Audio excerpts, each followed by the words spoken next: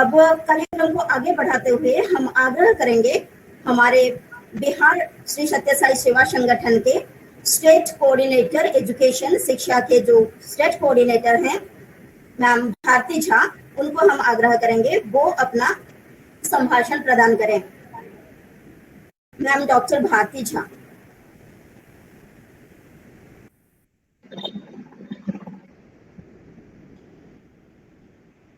साई के चरण कमलों में उपस्थित राज्याध्यक्ष महोदय, स्टेट प्रेसिडेंट, वाइस प्रेसिडेंट, सभी कोऑर्डिनेटर्स बंधु जो हमारे हैं, सभी हमारे गार्जियन स्वरूप, सभी गुरु जो नए गुरु ज्वाइन किए हैं, और पेरेंट्स जो भी जुटे हुए हैं, साई भक्त ब्रदर सिस्टर, सभी को साई के चरण कमलों में सौ प्रेम नमस्कार। मुझे आज इंटू आंटी ने कहा बाल विकास का तो क्लास हो ही रहा है, थोड़ा आप बाबा के बारे में बताइए।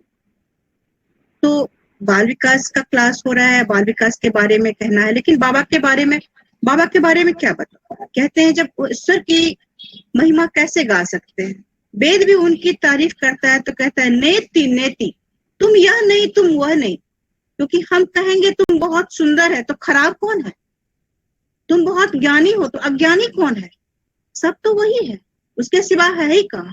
तो बस वो नेति नेति। और हम सब बहुत भाग्यशाली हैं, क्योंकि कहते गुरु गोविंद दो खरे काके लागू पाओ, बलिहारी गुरु आपने गोविंदियो बताए।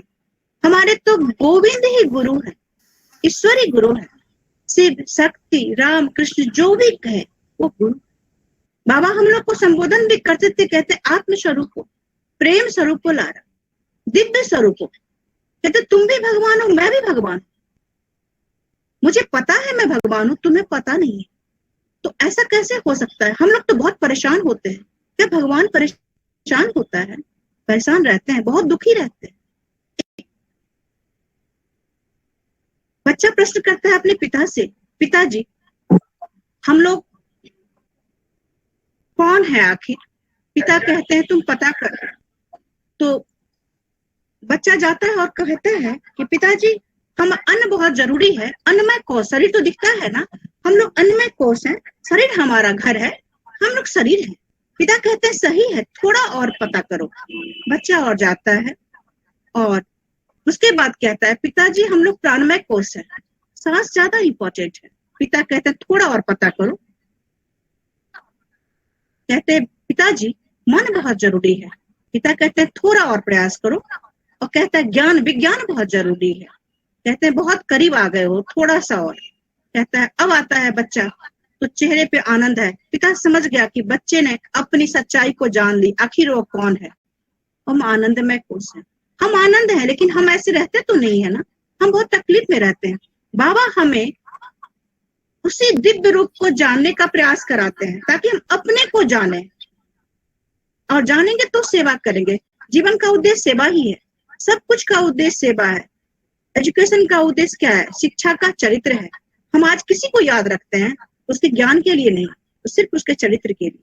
तो चरित्र का जो हमें विकास होगा वो बाल विकास क्लास से होता है, और बाबा ने इसी के लिए हम लोगों से बाल विकास क्लास के लिए कहते भी हैं। अब हम प्रश्न कर सकता है, मन में आता है यदि हम इतने भगवान हैं, दिव्य हैं, तो हम अनुभव क्यों नहीं करते हैं?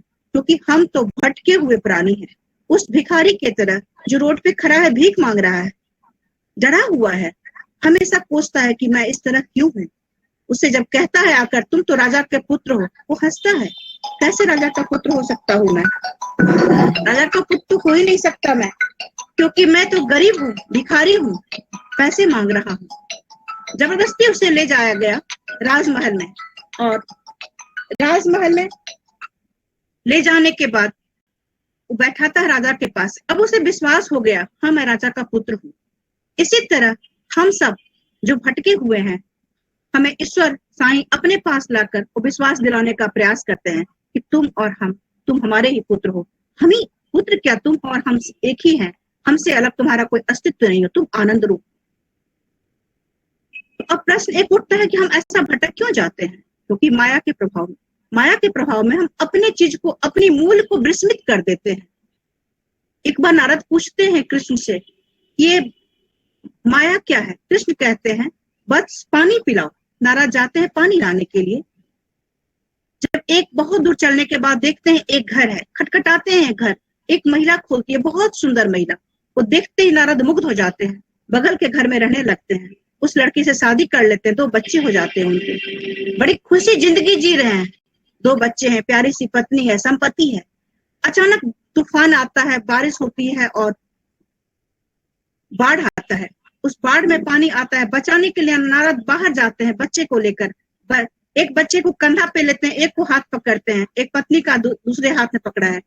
उस बारिश की आंधी और पानी से, चोट से गोदी, जो बच्चा कंधे पे था गिर जाता है, हाथ का बच्चा छूट जाता है, पत्नी भी छूट जाती है और बहुत दूर गिरते हैं नारद। बहुत चोट लगती है उनको, बहुत पीड़ा में है, मेरा बच्चा खो गया, संपत्ति लुट गई, बर्बाद हो गए। उसी समय एक बड़ा कोमल स्पर्श उन्हें लगता है हाथ पे, और ये कोमल स्पर्श कहते हैं कृष्ण, वत्स कहाँ चले गए थे? तुम पानी लाने गए थे। चौंकते हैं नारद, फिर यह क्या था? हम तो बहुत पीड़ा से गुजरे हैं, हम तो वैसे ही हैं, ईश्वर ऐसे ही है। तो फिर कृष्ण ने कहा, तुमने ही तो कहा ना माया को दिखाओ, यही हम माया में फंसे हैं। तो किससे कैसे मुक्त होगा? सिर्फ और सिर्फ ज्ञान से। हम ज्ञान से जान पाते हैं। इसी के लिए बाबा ने 5 डी की बात कही है, duty, devotion, discipline, discrimination, determination. और यही 5 बाल विकास में 5 टेक्निक के रूप में दिया है। ये 5 टेक्निक क्या है? Prayer, silent sitting, group singing, story telling, activity. क्योंकि हम सेवा करें, सेवा हम क्यों करें जब तक डिवोशन नहीं होगा? डिवोशन, क्योंकि विश्वास, श्रद्धा ज्यादा जरूरी है। विश्वास तो एक नाई पे भी हम कर लेते हैं, जाते हैं उसके पास बाल बना आते हैं, क्योंकि विश्वास है, गला नहीं काटेगा। लेकिन जितना मांगता है उतना हम नहीं देंगे, सिर्फ कम पैसे देंगे। क्यों?